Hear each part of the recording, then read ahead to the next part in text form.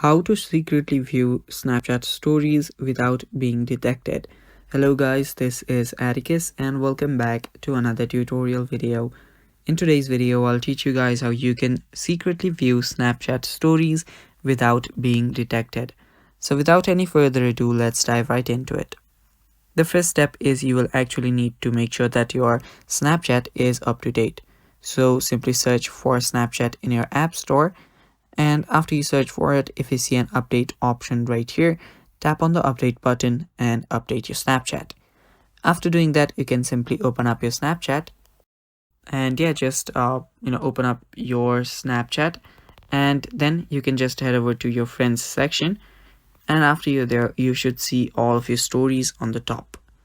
Now what you'll need to do is you'll just need to tap on your story which you want to see. Tap on the story that's right besides the story that you want to see.